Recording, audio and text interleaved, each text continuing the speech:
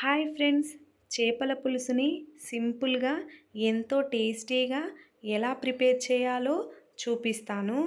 ముందుగా చేప ముక్కలకి ఎలాంటి నీచు వాసన లేకుండా రాక్ సాల్ట్తో కానీ నిమ్మరసం అండ్ పసుపుతో ఒకసారి వాష్ చేసుకొని పక్కన పెట్టుకోవాలి.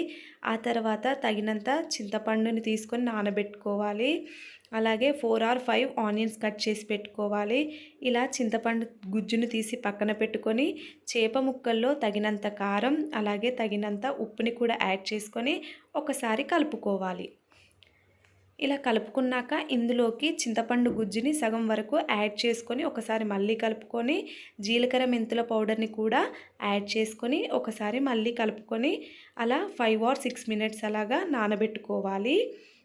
ఆ తర్వాత స్టవ్ వెలిగించుకొని ప్యాన్ పెట్టుకొని హీట్ అయ్యాక అందులో ఆయిల్ వేసుకొని ఆయిల్ హీట్ అయ్యాక జీలకర్రని యాడ్ చేసుకోవాలి. ఆ తర్వాత ఆనియన్స్ని వేసుకొని కాసేపు ఫ్రై అవ్వనివ్వాలి. ఇలా ఆనియన్స్ బ్రౌనిష్ కలర్ వచ్చే వరకు ఫ్రై చేసుకోవాలి.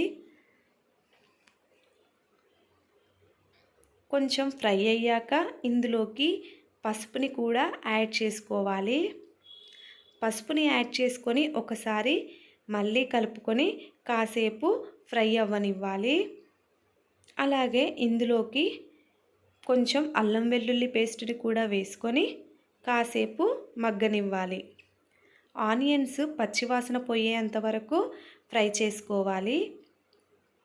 ఇలా ఆనియన్స్ అన్నీ ఫ్రై అయిపోయాక ఇందులోకి మెంతి కూరని కూడా యాడ్ చేసుకోవాలి. మెంతి ఆకును యాడ్ చేయడం వలన మంచి టేస్ట్ వస్తుంది. ఇలా మొత్తం ఒకసారి మళ్ళీ కలుపుకొని కాసేపు ఫ్రై అయ్యాక ఇందులోకి ముందుగా ప్రిపేర్ చేసుకున్న చింతపండు గుజ్జుని యాడ్ చేసుకొని 5 ఆర్ 6 మినిట్స్ కుక్ చేసుకోవాలి. ఇలా కుక్ అయ్యాక ఇందులోకి మనం ముందుగా చేప ముక్కల్ని చింతపండు గుజ్జులో నానబెట్టుకున్నాం కదా, సో వాటిని ఇందులోకి యాడ్ చేసుకొని ఒకసారి కలుపుకొని 6 ఆర్ 7 మినిట్స్ కుక్ చేసుకోవాలి.